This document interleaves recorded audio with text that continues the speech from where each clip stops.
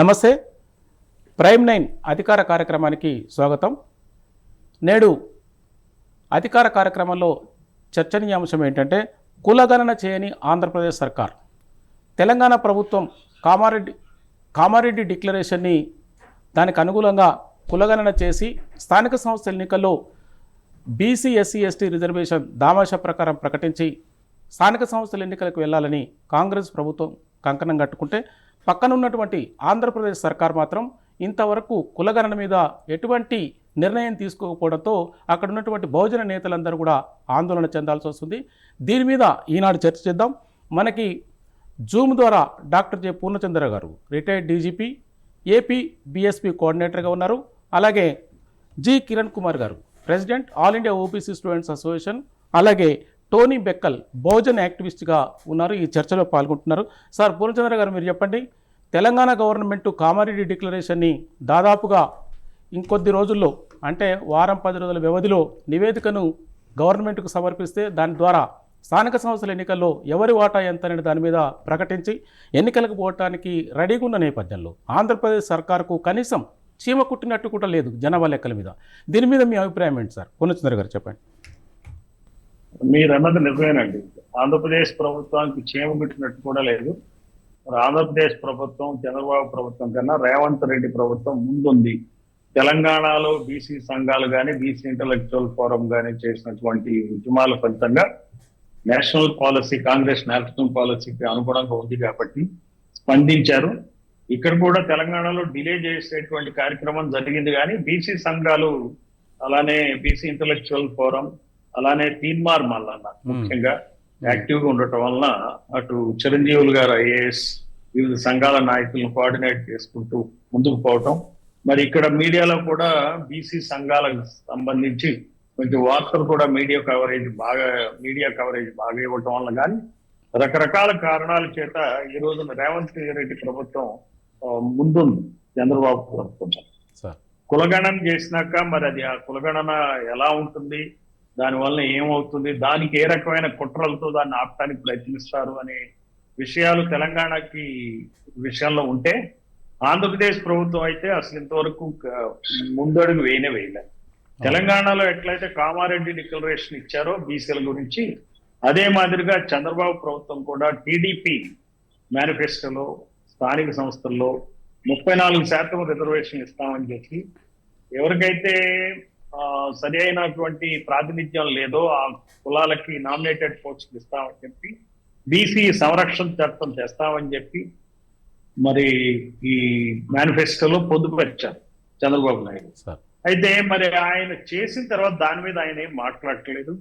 Caste census చేయమంటే skill census అని దారి తప్పేటువంటి ప్రజల్ని అటెన్షన్ డైవర్ట్ చేసేటువంటి కార్యక్రమాలు చేపట్టారు. అదే కాకుండా మరి ఈ రోజున 7 విమానాశ్రయాలట ఆంధ్రప్రదేశ్ లో. దానికేమో విజయవాడలోకి వచ్చేటప్పుడు గన్నవరం కూచిపూడి నృత్యం, దానికి సంబంధించిన విధంగా దానికి అసార్ట్స్ ఉంటాయి, ఇన్వేషన్స్ ఉంటాయి అని చెప్పి మరి ఆ పత్రికలు కూడా వాటిని ప్రముఖంగా ప్రచురించడం. అలానే అమరావతి వచ్చేసింది, ఐఎమ్ హ్యాపీ అని గణపతి సచ్చిదానంద మూర్తి ఆయన స్వామి కూడా మాట్లాడటం, ఆయన చంద్రబాబు కర్మయోగి అని కీర్తించడం, వీటితో ప్రజల్ని మభ్యపెడుతుంది. ఇప్పుడు ఇక్కడ షో కేసింగ్ పాలిటిక్స్ నడుస్తా ఉన్నాయి చంద్రబాబు హయాంలో. ఇంకా ఖచ్చితంగా ప్రజలకు చేసేది ఏం కనపడట్లేదు. చేయకపోగా బీసీలు ఏదైతే కులగణన డిమాండ్ చేస్తున్నారో ఆ ఫెల్ట్ నీడ్ ని మరి పట్టించుకోకుండా చంద్రబాబు ప్రభుత్వం వివిధ రకాలైనటువంటి ప్రజల్ని దృష్టి మళ్లించేటువంటి పాలన అక్కడ సాగుతాం. అక్కడ ఆంధ్రప్రదేశ్ లో చూస్తే ఏం చూసినా సరే ఇదే మాదిరిగా నడుస్తుందండి. అసలు నిజమైన ప్రజా సమస్యలను పరిష్కరించేటువంటి పరిస్థితి ఏం కనపడట్లేదు చంద్రబాబు హయాంలో. మరి స్టీల్ ప్లాంట్ మీద ఉద్యమం చేపడితే స్టీల్ ప్లాంట్ కూడా ఒక డైవర్షనరీ ప్యాకేజ్ ఒకటి ప్రకటించారు 17,000 కోట్లు. అడిగింది ఇవ్వకుండా అడగంది చేయటం ద్వారా ఏం చేస్తారంటే, అప్పటికి కూడా మేము ప్యాకేజ్ ఇచ్చాం, ఫెయిల్ అయింది స్టీల్ ప్లాంట్, వాళ్ళకేం జీతాలు ఇవ్వట్లే. అక్కడ ఎంప్లాయీస్ కి జీతాలు ఇవ్వకుండా ప్యాకేజీలు ఇచ్చామని ప్రచారం చేస్తూ ఈ 8వ తారీఖు నాడు ప్రైమ్ మినిస్టర్ ఆయన వస్తున్నాడు అని చెప్పి మరి మభ్య పెట్టడానికి ఒక ప్యాకేజీ ప్రకటన, తర్వాత భరత్ అనే అతను ఎంపీ కూడా ఆయన ఏం మాట్లాడుతాడంటే ఆయన ప్రధానమంత్రి స్టీల్ ప్లాంట్ సంఘాల్లో కలుస్తారని చెప్పి దాన్ని సోషల్ మీడియాలో పుంకాలుగా పోస్టులు పెట్టడం అనేది జరుగుతుంది. ఇక్కడ ఆంధ్రప్రదేశ్ లో చాలా చిత్రమైన పాలిటిక్స్ నడుస్తున్నాయి. సార్ నిజమైన పాలన సాగుతుందా అంటే సాగట్లేదనే చెప్పచ్చు. దానికి ప్రబలమైన ఉదాహరణ ఏంటంటే ఇప్పుడు జగన్మోహన్ రెడ్డి మీద మరి అమెరికా నుంచి వచ్చినటువంటి వార్తా సంస్థలు ఏం చెప్తున్నాయి, 1750 కోట్లు ఇచ్చారని చెప్పి చెప్తా ఉంటే ఈయన చంద్రబాబు నాయుడు గారు ఏం చెప్తున్నారు, వాటి మీద మనం ఎంక్వైరీ చేయడానికి కుదరదు, పెనాల్టీలు వేస్తారని చెప్తున్నారు. పెనాల్టీలు వేస్తా ఉంటే మరి 72,000 కోట్లు రూపాయల భారం పడుతుంది నెక్స్ట్ 10 సంవత్సరాల్లో ప్రజల మీద అనేటువంటి ఒక విశ్లేషణ మనం కొన్ని పత్రికల్లో కూడా చూసాం. మరి చూసిన నేపథ్యంలో ఈ 72,000 కోట్లు భారం నిజంగా పడితే మరి ఈ రోజున ఉన్నటువంటి చంద్రబాబు ప్రభుత్వం దాని మీద చర్య తీసుకోకపోతే మరి ప్రజలకి ఆయన కూడా నష్టం చేసినట్టే కదా. అతను 1750 కోట్లు తీసుకున్నాడని అభియోగం, మరి ఇక్కడ 72,000 కోట్ల రూపాయలు ప్రజలు కట్టాల్సి వస్తుంది కదా. అలాగే ఏ అంశం తీసుకున్నా ఈ రోజున చంద్రబాబు ప్రభుత్వం, ముఖ్యంగా చంద్రబాబు నాయుడు గారు ఆయన చేసేది ఏంటంటే పవర్ లో ఉన్నప్పుడల్లా ప్రజలతో కనెక్ట్ అయ్యేటువంటి పనులు ఏమీ చేయాలి. పవర్ లో లేనప్పుడు మాత్రం చాలా చాలా పెద్ద విషయాలు మాట్లాడటం, ఉన్న ప్రభుత్వాన్ని తీవ్రంగా విమర్శించటం, మరి చేయటం అనేది జరుగుతూ ఉంది. అయితే పవర్ లోకి వచ్చినాక చేయాల్సిన పని ఏంటి, పవర్ లోకి వచ్చినాక చేయాల్సింది ప్రజల యొక్క ఆశయాలు ఏవైతే ఆశలు ఉన్నాయో వాటిని నిజం చేయడానికి ఆయన ప్రయత్నించాలి. మరి ఆ ప్రయత్నాలు కనపట్లేదు. ఈ రోజున కులగణన అడుగుతున్నాం, కులగణన సహేతుకమైన డిమాండ్. మీ మేనిఫెస్టోలో మీరే చెప్పారు 34% రిజర్వేషన్లు ఇస్తాం స్థానిక సంస్థల్లో బీసీలకని. మరి బీసీలకు రిజర్వేషన్ ఇవ్వాలంటే కులగణన చేయకుండా ఎట్లా ఇస్తారు? లేదు, ఇంతకుముందు జగన్ ప్రభుత్వం చేసింది కులగణన అంటే ఆ వివరాలు బయట పెట్టాలి. మరి అవి సహేతుకంగా ఉన్నాయా లేవా, సైంటిఫిక్ గా ఉన్నాయా లేవా, 100% చేశారా లేదా అనేది బయట పెట్టాలి. బయట పెట్టి దాని ఆధారంగా మేము చేస్తున్నామని అన్నా చెప్పాలి. అట్లానే ఇక్కడ ఉన్నది కూటమి ప్రభుత్వం అయితే అక్కడ ఉన్నది కూటమి ప్రభుత్వం ఢిల్లీలో. ప్రధానమంత్రిని నిలదీసి అడగాలి, ఇది ఖచ్చితంగా కులగణన క్యాస్ట్ సెన్సెస్ చేపట్టండి. ఇది అసలు బీసీలకి క్యాస్ట్ సెన్సెస్ చేపడితే చంద్రబాబు నాయుడు గాని ఖచ్చితంగా చరిత్రలో నిలబడతాడు. ఇప్పుడు సెంట్రల్ గవర్నమెంట్ ద్వారా ఒత్తిడి చేయిస్తే ఇంకా వేరే ప్రతి ఎలక్షన్ కి 5-6 వేల కోట్లు ఖర్చు పెట్టి గెలవాలని చూస్తున్న ఆయనకి 5-6 వేల కోట్లు అవసరమే ఉండదు, అంత ఖర్చే పెట్టక్కర్లా. ఆయన ఖచ్చితంగా నెక్స్ట్ ఎలక్షన్ లో గెలిచేటువంటి అవకాశం ఉంది. అయితే ఇక్కడ ప్రాబ్లం ఏంటంటే చెయ్యరు, ఇవన్నీ కావాలనే చెయ్యరు. ఎందుకంటే ఇప్పుడు కొన్ని విషయాలు బయటకు వస్తాయి. ఇప్పుడు ఈ రోజున మనం ఆంధ్రప్రదేశ్ లో చూసుకుంటే 16 ఎన్నికలు జరిగాయి. 16 ఎన్నికల్లో మరి 2,902 మంది ఎమ్మెల్యేలు అయ్యారు. ఈ 2,902 ఎమ్మెల్యేల్లో కమ్మారెడ్డి వర్గానికి చెందిన వాళ్ళు 1,207 మంది ఎమ్మెల్యేలు అయ్యారు. వాళ్ళు ఉన్నది 10%. అయితే 290 మంది ఎమ్మెల్యేలు కావాలి గత 16 ఎన్నికలు. 290 అంటే 4 మంది ఎమ్మెల్యేలు అయ్యారు, అంటే 1,207 మంది అయ్యారు. ఎంత అన్యాయం చెప్పండి. అంటే కులాధిపత్యం ఉందన్నట్టుగా రెడ్డి కమ్మ కులాల యొక్క ప్రభుత్వాలే నడుస్తున్నాయి కదా, సీఎంలు కూడా వాళ్లే కదా. అప్పుడప్పుడు అడపాదడప ఒక ఎస్సీ, ఒక బ్రాహ్మిన్, ఒక వైశ్య వస్తారు. ఇంతవరకు కాపు సీఎం రాలా, బీసీ సీఎం రాలా. సో ఈ వెలమ సీఎం వచ్చాడు, అడపాదడప వస్తారు. వాళ్ళు వచ్చిన కణా కష్టం మీద వాళ్ళు అధికారంలో ఉంటారు. వాళ్ళని వెళ్ళగొట్టేంత వరకు ఈ కమ్మారెడ్డి వర్గాలు ఊరుకో. అట్లా ప్రతి వాళ్ళు పదవీచ్యుతులై, అటు పివి నరసింహరావు కావచ్చు, దామోదరం సంజయ్ కావచ్చు, విషయ కావచ్చు, ఎవరిని బతకనిచ్చే పరిస్థితి లేదు. ఎమర్జెన్సీ పుణ్యమాని జలగం వెంకటరావు ఒక 5 సంవత్సరాలు ఉన్నాడు వెలమ సామాజిక వర్గం. లేకపోతే ఆంధ్రప్రదేశ్ లో ఈ 2 కులాలు తప్పితే ఏ కులాల యొక్క పాలన సాగదు. అందుకని వాళ్ళ ఆధిపత్యం తగ్గుతుంది. కాబట్టి ఆయన చంద్రబాబు నాయుడు ఇప్పుడు బీసీలు ఓన్లీ ఈ 16 ఎన్నికల్లో 498 మంది ఎమ్మెల్యేలు అయ్యారు. 498 మంది, కేవలం 20 కులాలే అసెంబ్లీలో స్థానం సంపాదించింది ఇప్పటి వరకు. దాదాపుగా 200 బీసీ కులాలు కానీ, ఎస్సీ కులాలు కానీ, ఎస్టీ కులాలు కానీ, ముస్లిం కులాలు కానీ 200 మంది ఇంతవరకు మన అసెంబ్లీలో, ఆంధ్రప్రదేశ్ అసెంబ్లీలో ఎంటర్ కాలం. మరి కులగణన చేస్తే ఈ భాగవతం అంతా తెలుస్తుంది కాబట్టి, ఉమ్, వాళ్ళ బండారం బయటపడుతుంది కాబట్టి, సహేతుకంగా బయటపడుతుంది కాబట్టి సార్ చేయకుండా ఉండటమే ఉద్దేశం అనేది మనం చంద్రబాబు నాయుడు గురించి చెప్పాలి. సార్ సార్ ఒక ఇవన్నీ చిన్న కాదు. సార్ ఇంటరప్షన్ సార్, బాబు గారు ఉమ్. మంచి విజన్ 2020 తర్వాత 2047 అని అంటున్నారు కదా, దాంట్లో ఈ ఎస్సీ ఎస్టీ బీసీ లేరా సార్? ఇదే దారి మళ్లించే కార్యక్రమాలండి ఇవన్నీ. ఏం చేస్తారంటే ఆ, విజన్ 2020లు లేకపోతే 2047 స్వర్ణాంధ్ర 2047 అనేది కాదండి. ఇదంతా కులాంధ్రప్రదేశ్ కాబట్టి, ఆ. కులాంధ్రప్రదేశ్ లో యాక్చువల్ గా ఉన్నదే కులాంధ్రప్రదేశ్. ఆంధ్రప్రదేశ్ లో సార్ కులమే రాజ్యం వెళ్తుంది కాబట్టి, ఆ కులం రాజ్యాన్ని నిలుపుకోవడం కోసం కులగణన చేయకుండా ఉండటమే కమ్మారెడ్డి కులాల యొక్క పూర్తి ఉద్దేశం. అందుకని చెప్పి జగన్మోహన్ రెడ్డి మాట్లాడ్డా, ఆయన ఉమ్, ఇటు చంద్రబాబు నాయుడు మాట్లాడు, పురంధరేశ్వరి మాట్లాడదు, అక్కడ షర్మిలారెడ్డి కూడా మాట్లాడు. ఉమ్, సరే, ఈ రెడ్డి కమ్మ కులాల చక్రబంధంలో మరి బీసీ ఎస్సీ ఎస్టీ మైనారిటీలు బందీ అయిపోయారు. వీళ్ళని ఓటు బ్యాంకులుగా తయారు చేసుకుని మరి వాళ్ళకి పింఛన్లు ఇస్తే చాలు, లేకపోతే ఎలక్షన్లప్పుడు ఓటుకు 1000 రూపాయలు 2000 రూపాయలతో వాళ్ళ ఓట్లు కొనుక్కోవచ్చు. ఉమ్, తర్వాత అంటే వీళ్ళంతా ఎట్లాంటిదంటే ఓట్ల కొనటం అనే ఒక వ్యాపారాన్ని, ఇప్పుడు మన చాలా చాలా వ్యాపారాలు నడుస్తాయి మనకి గ్రామాల్లో.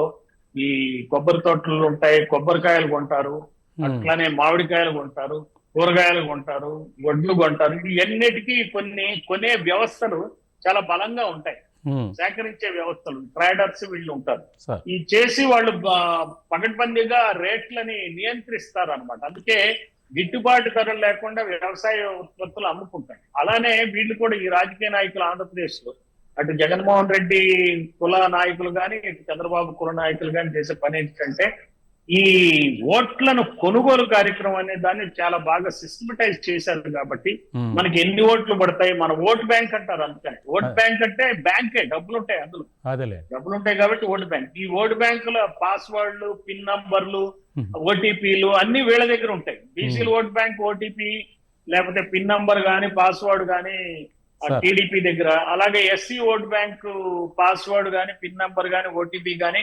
జగన్మోహన్ రెడ్డి దగ్గర ఉంటాయి. అందువల్ల ఈ ఓట్లన్నీ వాళ్ళకి పడతాయి. వీళ్ళు పడినాక ఓట్ బ్యాంక్ ఎప్పుడైతే వాళ్ళ చేతుల్లో ఉందో ఆటోమేటిక్ గా రాజ్యం వాళ్ళ చేతుల్లోకి వస్తుంది కాబట్టి, రాజ్యానికి వచ్చే ముందు హామీలు ఇవ్వటం, రాజ్యంలోకి వచ్చినాక మర్చిపోవటం, కావాలని మర్చిపోవటం అంటే మర్చిపోవడం, అసలు వాళ్ళకి ఇవ్వటమే ఉద్దేశం ఉండదు. కాబట్టి ఈ స్వర్ణాంధ్ర 2047 అని చెప్పి కానీ, లేకపోతే రకరకాల పేర్లతో ప్రజల్ని మభ్య పెడతారు. ఈ ప్రజలు కూడా ఏం చేస్తున్నారంటే, మన దగ్గర సమాజం ఎట్లా తయారైందంటే, బహుజనులకి నాయకత్వం లేదు. గ్రామాల వారీగా ప్రతి గ్రామంలో ఒక కుల పెత్తందారు నాయకత్వంలో వీళ్ళు ఉంటారు కాబట్టి, ఈ రోజు వాళ్ళకి దైనందిన సమస్యలు ఉంటాయి కాబట్టి, ఏ అవసరం ఉన్నా సరే వాళ్ళ దగ్గరికి పోయి రూపాయి అప్పో, లేకపోతే ఏదో పనో, లేకపోతే ఎంఆర్ఓ ఆఫీస్ లో పనో, పోలీస్ స్టేషన్ లో పనో ఈ కుల పెత్తందారుల మీద ఆధారపడతారు కాబట్టి, ఎందుకు వీళ్ళతో గొడవ, ఈ రోజు ఇట్లా వెళ్ళిపోతే దారు అని చెప్పేసి కర్మ సిద్ధాంతాన్ని బాగా నమ్మేసి డబ్బు లేని వాళ్ళు, పేదవాళ్ళు, నాయకత్వం లేక అణిగిమణిగి ఉంటున్నారు. ఈ రోజున బహుజన సమాజ్ పార్టీ ఆధ్వర్యంలో బీసీ సంఘాల సమన్వయ కమిటీ ఒకటి ఏర్పాటు చేశాం. దీనిలో అంగడాల పూర్ణచంద్రరావు గారు అని చెప్పి ఆయన నాయకత్వంలో, బీసీ రమణ ఆయన కన్వీనర్షిప్ గా వివిధ రకాలైన నాయకుల్ని దాదాపుగా 26 జిల్లాల్లో 20 పైచిలుగు జిల్లాల్లో ఇది ఫామ్ చేయడం జరిగింది. బీసీ సమన్వయ కమిటీ మెంబర్లకు కూడా శిక్షణా తరగతులు పెట్టారు. తెలంగాణలో ఎలా అయితే నిర్వహించాలని చూస్తున్నారో అదే మాదిరిగా నిర్వహించడం, బీసీ కార్యకర్తల్ని, నాయకుల్ని తయారు చేసే లక్ష్యంగా బీసీ సమన్వయ కమిటీ పనిచేస్తూ ఈ రోజున ఆంధ్రప్రదేశ్ లో గ్రామాల్లో గాని, మండలాల్లో గాని, నియోజకవర్గాల్లో గాని ఈ యొక్క కార్యక్రమాన్ని ఉవ్వెత్తున తీసుకెళ్లి కులగణన డిమాండ్, ఏకైక డిమాండ్ తో బీసీ సమన్వయ కమిటీలు పనిచేస్తాయి. ఈ రోజున ఒకే ఒక పొలిటికల్ పార్టీ ఈ కులగణన గురించి గట్టిగా అడిగే party Bahujan Samaj party. Bahujan Samaj party BC సంఘాలతో పాటు ఈ రాష్ట్రం అంతా కూడా నెక్స్ట్ 3-4 months లో ఒక ఉద్యమాన్ని తీసుకెళ్తాం. బీసీ ప్రజలందరూ ఈ విషయాన్ని అర్థం చేసుకోండి, మనల్ని మోసం చేస్తున్నారు, ఎస్సీలని బీసీలని విడదీసి, ఎస్టీలను విడదీసి, ముస్లింలను విడదీసి, వీళ్ళు విడదీసి కాలక్షేపం చేస్తున్నారు. అందరినీ విడదీయటమే కార్యక్రమంగా కమ్మారెడ్డి కుల నాయకులు చేస్తున్నారు. కాబట్టి దీన్ని మనం ఎడ్డగట్టాలా. బిఎస్పీ ఆధ్వర్యంలో, బీసీ సమన్వయ కమిటీ ఆధ్వర్యంలో బీసీ మన కులగణన డిమాండ్ ని చేద్దాం. కులగణన డిమాండ్ ఎప్పుడైతే సాధిస్తామో, కులగణన ఎప్పుడైతే జరుగుతుందో, ఆయా కులాలకు జరిగేటువంటి అన్యాయం బహిర్గతం అవుతున్నప్పుడే బీసీలకు రాజ్యాధికారం వచ్చేటువంటి పరిస్థితులు ఏర్పడతాయని చెప్పి ఈ సందర్భంగా వ్యూయర్స్ కూడా తెలియజేస్తుంది. కిరణ్ కుమార్ సారు చెప్పినారు ఇప్పటివరకు ఆంధ్రప్రదేశ్లో కులగణన అంటే ఏ విధమైనటువంటి డైవర్షన్స్ తీసుకుపోతున్నాయి పొలిటికల్ పార్టీలు. కానీ పొలిటికల్ పార్టీలు ఏమో అధికారంలో ఉన్నప్పుడు వాళ్ళు మా మేనిఫెస్టోలో ఉందంటారు, అధికారంలోకి వచ్చిన తర్వాత దాని గురించి ప్రస్తావనే ఉండదు, రోజులన్నీ గడిచిపోతూ ఉంటాయి. అంటే ఈ విధమైనటువంటి ప్రాసెస్ ఎందుకని అనుకుంటున్నారు? సో ముఖ్యంగా కులగణన అన్నది ఆంధ్రప్రదేశ్లో చేయకపోవడానికి కారణాలు ఏంటో అన్నది కూడా మాకు అంత చిక్కట్లేదు. ఎందుకంటే ఇప్పుడు చంద్రబాబు నాయుడు గారు టీడీపీ పార్టీ బీసీల పార్టీ అని చెప్పుకొని ఓట్లు తెచ్చుకున్న పార్టీ. అంటే స్టార్టింగ్ నుంచి కూడా, అంటే ఎన్టీ రామారావు గారు టైం నుంచి కూడా బీసీలకు ప్రాధాన్యత ఇస్తున్నాము అని చెప్పుకుంటూ కొన్ని వర్గాలే, 1-2 వర్గాలే రాజ్యాధికారంలో ఉండడం అన్న, ఒక్క వర్గమే రాజ్యాధికారంలో ఉంది టీడీపీ పార్టీలో. ఇప్పటిదాకా ఏ సీఎం కూడా బీసీ కమ్యూనిటీ కానీ ఎస్సీ కమ్యూనిటీ నుంచి ఈ టీడీపీ పార్టీ నుంచి అయిన వాళ్ళు లేరు. ఏదో కొన్ని పదవులు ఇచ్చి బీసీలకి ఎస్సీలకి ఇస్తున్నామని తెలియజేస్తున్నారు. ఇప్పుడు వాళ్ళు మళ్ళీ మేనిఫెస్టో పెట్టుకున్నారు, బీసీ మేనిఫెస్టో పెట్టుకున్నారు. అందులో కూడా క్లియర్గా తెలియజేశారు. అసలు బీసీ ఓబీసీ ఇష్యూల మీద అధికారంలోకి వచ్చాక ఏ ఇష్యూస్ మీద కూడా మాట్లాడటం లేదు. ముఖ్యంగా ఈ పక్కనున్న తెలంగాణ రాష్ట్రం నుంచి చూసి నేర్చుకోవాల్సిన అవసరం ఉంది. ఇక్కడ డెడికేటెడ్ కమిషన్ వేశారు, బీసీ కమిషన్ వేశారు, తర్వాత కులగణన మొదలు పెట్టేశారు. మోస్ట్ ఆఫ్ అంటే డేటా కలెక్షన్ అయిపోయింది, డేటా ఎంట్రీ జరుగుతుంది. ఇంకొక 2-3 డేస్లో అనౌన్స్మెంట్ కూడా రావచ్చు అనేసి తెలుస్తుంది ఇక్కడ. మరి అక్కడ చంద్రబాబు నాయుడు గారు మళ్ళీ బీసీ కమిషన్ కూడా ఇప్పటి వరకు వేసుకోకుండా, బీసీ మెంబర్లు వేసుకోకుండా, డెడికేటెడ్ కమిషన్ వేసుకోకుండా, కులగణన చేయకుండా బీసీలకు రిజర్వేషన్ పెంచుతామని ఎలా చెప్తారో మాకు తెలియదు, అర్థం కావట్లేదు స్థానిక సంస్థల్లో. మళ్ళీ పక్కనే ఉన్న తమిళనాడులో నుంచి కూడా నేర్చుకోవాలి వీళ్ళు. మళ్ళీ అక్కడ రిజర్వేషన్లు 50% అంటే 30% బీసీలకు, 20% ఎంబీసీలకు రిజర్వేషన్లు ఇస్తున్నారు. అంటే ఎడ్యుకేషన్ ఎంప్లాయ్మెంట్లో ఇస్తున్నారు. మళ్ళీ అక్కడ ఆంధ్రప్రదేశ్లో కూడా వాళ్ళు కూడా చేయాల్సిన అవసరం ఉంది. ముఖ్యంగా బీసీ సంఘాల నుంచి అక్కడ నాయకులు ఎవరైతే ఉన్నారో, ఏ ప్రభుత్వం వస్తే ఆ ప్రభుత్వానికి ఒత్తాసు పలుకుతూ వాళ్ళు ఏం చేసినా కూడా కరెక్ట్ అనుకుని చెప్పుకోవడం అన్నది చాలా బాధాకరంగా ఉంది. వాళ్ళు క్వశ్చన్ చేయాల్సిన అవసరం ఉంది. ప్రెజర్ గ్రూప్గా అక్కడ క్వశ్చన్ చేయాల్సిన అవసరం ఉందని కూడా మనం తెలియజేస్తున్నాం. ఇప్పుడు వైసీపీ వస్తే జై వైసీపీ అనేసి, టీడీపీ వస్తే జై టీడీపీ పార్టీ అనేసి చెప్పుకొని ఏదో ఒక 2-3 పదవులు తెచ్చుకొని సైలెంట్ అయిపోతున్నారు. మళ్ళీ స్కిల్ సెన్సెస్ చేస్తున్నాము అనేసి వాళ్ళు చెప్పారు. స్కిల్ సెన్సెస్ అంటే, స్కిల్ సెన్సెస్ అంటే ఏంటి? మీరు ఎంతమందిని ఐటీ స్కిల్స్ ఉన్నాయని, లేకపోతే ఇంజనీరింగ్ స్కిల్స్ ఉన్నాయని, లేకపోతే మెకానికల్ స్కిల్స్ ఉన్నాయని అవి చూస్తున్నారా, లేకపోతే ఈ వృత్తిపరంగా ఏమైనా స్కిల్స్ ఉన్నాయా అనేసి అవి చూస్తున్నారా అన్నది క్లారిటీ లేదు. మళ్ళీ ఈ విజన్ 2020 నుంచి విజన్ 2030, 2040, 2047 అని చెప్పుకుంటూ ఈ విజన్లో అసలు బీసీల అభివృద్ధి అన్నది ఏముందనేది కూడా మేము ప్రశ్నిస్తున్నాం.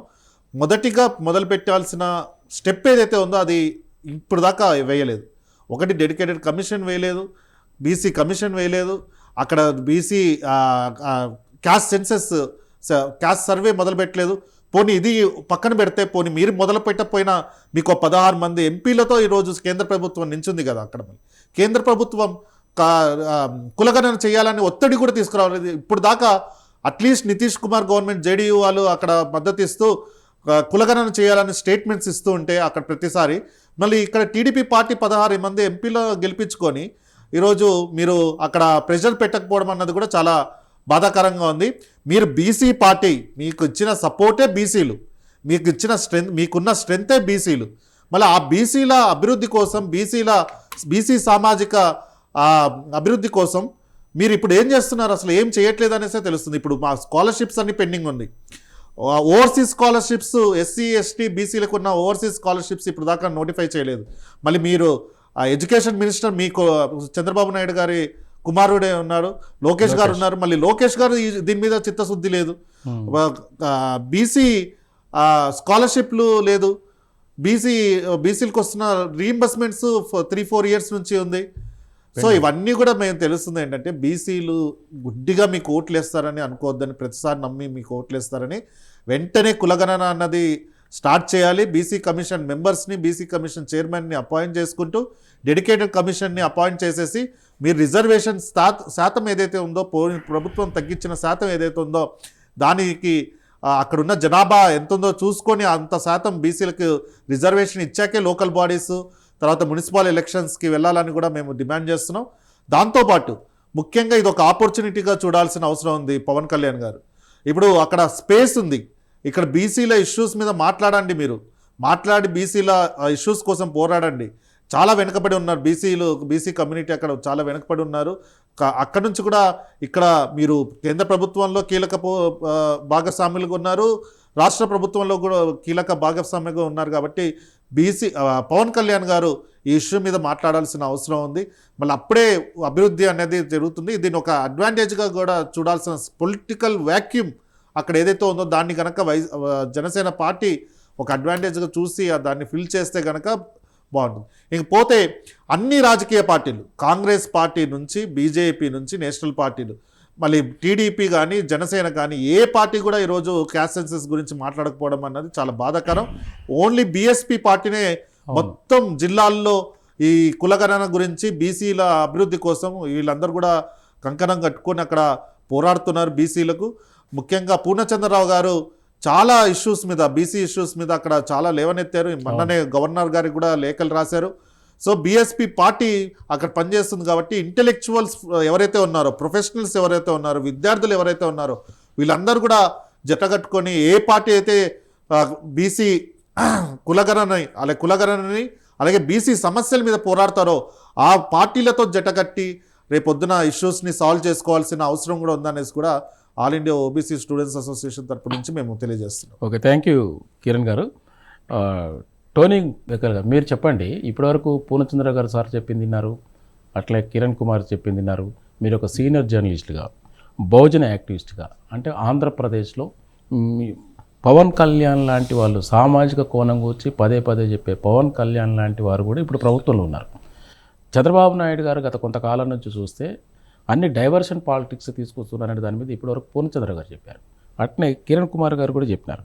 అంటే ఇట్లా పవన్ కళ్యాణ్ గారి మీద ఆశలు పెట్టుకోవచ్చా కులగణనకు? ఎందుకంటే ఆయనకి నేషనల్ లెవెల్ కానీ సెంట్రల్లో కానీ స్టేట్లో కానీ పవర్ఫుల్గా ఉన్నాడు కాబట్టి పవన్ కళ్యాణ్, ఈయన మీద బ్యాక్వర్డ్ క్లాస్ అంతా ఆశలు పెట్టుకోవచ్చా కులగణన మీద? నమస్కారం అండి, ప్రైమ్ 9 వ్యూవర్స్కి ధన్యవాదాలు. యాక్చువల్లీ శూద్ర నుంచి వచ్చిన కమ్యూనిటీ ఏమైతుందంటే వాళ్ళు కూడా ఒక బ్రాహ్మణ్ క్యాస్ట్ లాగా ఆలోచిస్తారు. అంటే వాళ్ళకు పెరియారు తీసుకొచ్చిన రిజర్వేషన్ నుంచి కమ్మలు రెడ్లు అనేది లబ్ధి పొంది ఈరోజు రాజకీయంగా సామాజికంగా చాలా బలపడ్డారు. వీళ్ళు ఏం చేయాలి మళ్ళీ అంటే అది ఒకవేళ వీళ్ళు కనుక వాళ్ళ కింది వాళ్ళని లిఫ్ట్ చేయకపోతే ఆ పవర్ మళ్ళీ రివర్స్ అయ్యి మళ్ళీ అగ్రకులాల వైపుకి వెళ్ళిపోద్ది. కానీ అగ్రకులాల మెంటాలిటీ లాగా వీళ్ళు ఆలోచిస్తున్నారు. కమ్మలు రెడ్లు, కాపులు చాలా కాలంగా కాపులకు రాజ్యాధికారం లేదు, కాపులు రాజకీయంగా చాలా వెనుకబడి ఉన్నారని అన్నారు. అంటే సరే వాళ్ళకు నాయకుడు చాలా సంవత్సరాల నుంచి నాయకుడు అనేవాడు మిస్ అయ్యాడు. కానీ ఇప్పుడు వచ్చిన నాయకుడు కూడా ఎంతసేపు ఇప్పుడు ఆయన ఎవరు కమ్మలతోటి బ్రాహ్మణ పార్టీతోటి టైఅప్ అయ్యారు. కానీ ఆయన ఓట్ బ్యాంక్ పరంగా ఆలోచించాల్సింది పవన్ కళ్యాణ్ గారు బీసీలను పట్టుకోవాలి. బీసీ పాపులేషన్ ఎక్కువ, కింది కులాలు ఎవైనా వాళ్ళ పై కులం వాళ్ళు మేము లిఫ్ట్ చేస్తామంటే వాళ్ళని ఖచ్చితంగా భుజాల పైన ఎత్తుకుంటారు. పవన్ కళ్యాణ్ గారు కూడా ఇది ఆలోచించాలి. ఒకవేళ ఆయన కనుక బీసీ నినాదం తీసుకుంటే బీసీలంతా పవన్ కళ్యాణ్ గారిని భుజాన్ని ఎత్తుకుంటారు. ఆయన ఏదో సీఎం అని అనిపించుకుంటున్నారు కదా, ఆయన డిప్యూటీ సీఎం కాదు, ఖచ్చితంగా సీఎం అవుతారు. దానికి ఏ భారతీయ జనతా పార్టీ ఏ తెలుగుదేశం పార్టీ మద్దతు అవసరం లేదు. ఇది ఖచ్చితంగా పవన్ కళ్యాణ్తో పాటు కాపు సామాజిక వర్గం కూడా దీన్ని ఆలోచించాలి. ఈ కమ్మారెడ్లు అనేవాళ్ళు అతి ఎక్కువ జనాభా అంటే సింగిల్ క్యాస్ట్ చూసుకున్నప్పుడు కాపుల జనాభా చాలా ఎక్కువ ఆంధ్రప్రదేశ్లో, వాళ్ళని కూడా అణచిపెట్టున్నారు. ఒకవేళ ఈ క్యాస్ట్ సెన్సస్ అనేది జరిగితే ఈ కాపులు బీసీలు టైఅప్ అయ్యే ఛాన్స్ ఉంది. అంటే వాళ్ళు రాజకీయంగా సామాజికంగా ఉద్యోగపరంగా ఎంత నష్టపోయారు అనేది ఒక పర్టికులర్ లెక్కలు వస్తాయి. ఆ లెక్కలు రావడం వల్ల ఖచ్చితంగా ఎక్కడో అంటే లెక్కలు తెలియకపోవడం సందిగ్ధం ఉండడం వల్ల చాలా మంది బయటకు మాట్లాడలేకపోతారు. కానీ అఫీషియల్ లెక్కలు అనేది వచ్చినప్పుడు మాత్రం అది ఉద్యమం వేరేలాగా ఉంటుంది. చంద్రబాబు నాయుడు చాలా తెలివైన వాడు కాబట్టి బీసీలు అనే వాళ్ళని ఏమనుకుంటాడంటే ఆయన వెనుకబడే తరగతులు కదా, సో ఆ బీసీలను వెనకే ఉండాలనుకుంటాడు ఆయన. ఒకవేళ ముందుకు రానిస్తే వాళ్ళ కమ్యూనిటీ అనేది రాజకీయంగా ప్రభావం కోల్పోతుంది, రాజకీయం పోతుంది, వ్యాపారం పోతుంది. ఇప్పుడు వాళ్ళైతే ఎన్ని రంగాలలో డామినేషన్లు ఉన్నారో ఆ డామినేషన్ అంతా తగ్గుద్ది. అందుకే చంద్రబాబు నాయుడు గారు బ్యాక్వర్డ్ కమ్యూనిటీని బ్యాక్వర్డ్ ఓటు బ్యాంక్గానే పెడతాడు, కాపు కమ్యూనిటీని కూడా అట్లనే పెట్టాడు. సో పవన్ కళ్యాణ్ గారు మీరు ఈ కులగణన మీదనే కాకుండా బ్యాక్వర్డ్ కమ్యూనిస్ట్ ఎంపవర్మెంట్ గురించి మాట్లాడండి. మీకు చాలా ప్రయోజనం ఉంటుంది. అంటే మీరు ఆలోచించే దానికంటే ఒక 100 రెట్లు ఎక్కువ ప్రయోజనం ఉంటుంది. మీరు ఎవరికో ద్రోహం చేయడం కాదు, కమ్మలకు ద్రోహం చేయడం కాదు, రెడ్డిలకు ద్రోహం చేయడం కాదు, వాళ్ళ వాటా ప్రకారం వాళ్ళకు ప్రాధాన్యత వస్తూనే ఉంటుంది, వాళ్ళకి న్యాయం దక్కుతూనే ఉంటుంది. At the same time backward community కానీ ఈవెన్ కాపు కమ్యూనిటీ కానీ వాళ్ళ ప్రాధాన్యత ప్రకారం వాళ్ళ వాటాలు వస్తూనే ఉంటాయి. అండ్ చిత్రంగా ఒక 20 ఏళ్ల క్రితం సినారియో చూసుకున్నట్టయితే ఈ బీసీల గురించి ఇందాక మన కిరణ్ గారు చెప్పినట్టు బీసీ పార్టీగా తెలుగుదేశం పార్టీ అనేది అవతరించింది. అప్పుడు ఈ బీసీలకు ద్రోహిగా కాంగ్రెస్ పార్టీని ఇదే తెలుగుదేశం పార్టీ ప్రచారం చేసింది. అట్లనే అంటే బీసీల ఓట్ బ్యాంక్ తోటి అది వాళ్ళ అధికారంలోకి వచ్చారు. కాంగ్రెస్ను బీసీ వ్యతిరేకత చూపించి వీళ్ళు బీసీ అనుకూలమని చూపించే తెలుగుదేశం పార్టీ వచ్చింది. దాదాపు ఇప్పటికి కూడా ఉంది. పూర్ణచంద్రరావు సార్ చెప్పినట్టు బీసీలు కూడా ఇది మా పార్టీ అనుకునే స్థాయిలో ప్రచారం జరిగిపోయింది, అట్నే ఉన్నది. విచిత్రంగా ఈ స్థానాలు 20 ఏళ్లలో రివర్స్ అయినాయి. ఇదే కాంగ్రెస్ పార్టీ తెలంగాణలో అధికారంలో ఉన్న కాంగ్రెస్ పార్టీ క్యాస్ట్ సెన్సస్ మీద ముందుకు పోతుంది, కమిటీలు వేసింది, రిజర్వేషన్ ఇస్తామంటారు వాళ్ళకి లోకల్ బాడీస్లో. ఈ బీసీ పార్టీ అనుకుంటున్న తెలుగుదేశం పార్టీ రివర్స్ అయిపోయింది. అంటే ఒకప్పటి కాంగ్రెస్ ప్లేస్కు టీడీపీ, ఒకప్పటి టీడీపీ ప్లేస్కు కాంగ్రెస్ వచ్చింది. ఇదంతా అవకాశవాద, చంద్రబాబు నాయుడు అవకాశవాద రాజకీయంతో జరుగుతున్నది. ఒకవేళ క్యాస్ట్ సెన్సస్ జరిగితే నాకు తెలిసి తెలుగుదేశం పార్టీ ఇంకో కొంత ఎక్కువ కాలం బతుకుతుందేమో. చంద్రబాబు నాయుడు కనుక క్యాస్ట్ సెన్సస్ చేయకపోతే వెరీ సూన్ ఆ పార్టీ ఫినిష్ అయిపోద్ది. ఎట్ ది సేమ్ టైం ఆంధ్రప్రదేశ్లో ఉన్న బీసీ మేధావులు, బీసీ సంఘాలు మీరు కూడా ఆలోచించాలి. తెలంగాణలో ఒక రాజకీయ బీసీ ఉద్యమం లేవడం వల్లనే కాంగ్రెస్ పార్టీ క్యాస్ట్ సెన్సస్ ఒప్పుకున్నది. రేపు పొద్దుగాల ఈ క్యాస్ట్ సెన్సస్తో పాటు రాజకీయ ప్రాధాన్యత కూడా దక్కుతుంది.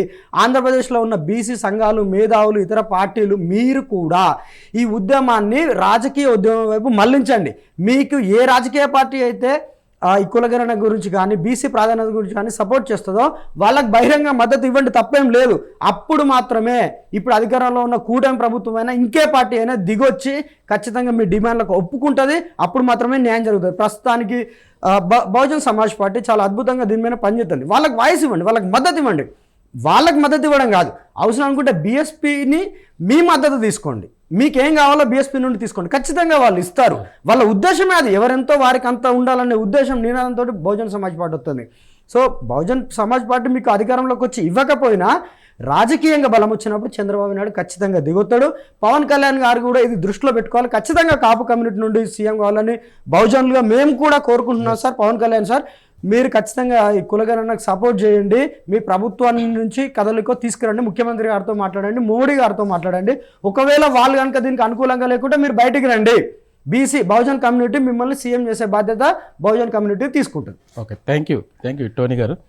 ఫైనల్గా కిరణ్, చాలా చక్కటి అంటే పవన్ కళ్యాణ్ గారు చాలా సామాజిక కోణం నుంచి పనిచేస్తుంది కాబట్టి అవకాశం ఉన్నది. ఎందుకంటే కాపు ప్లస్ బీసీలు కలిస్తే డెఫినెట్లీగా టోనీ చెప్పినట్టు ఏ పార్టీ అవసరం లేదు, అటు బీజేపీ కానీ వేరే టీడీపీ పార్టీ కానీ అవసరం లేకుండానే మనకు కూడా ఒక అవకాశం ఉంటుంది. కాపు కమ్యూనిటీ నుంచి ఒక రాష్ట్రానికి ఒక ముఖ్యమంత్రి వచ్చిండన్న గౌరవం కూడా ఉంటుంది. దీని మీద ఏమంటారు పైన? సార్ నేను కూడా దీనికి ఏకీభవిస్తున్నాను. పవన్ కళ్యాణ్ గారు చాలా జాగ్రత్తగా అంటే ఆయన లీడర్షిప్ స్టైల్ని మనం చూసినట్లయితే ఆ బుక్స్ చదవడం కానివ్వండి, లేకపోతే ఇంటెలెక్చువల్స్తో మాట్లాడడం కానీ, మీటింగ్ ఆర్గనైజ్ చేయడం కానీ ఇలాంటివి చేస్తున్నారు.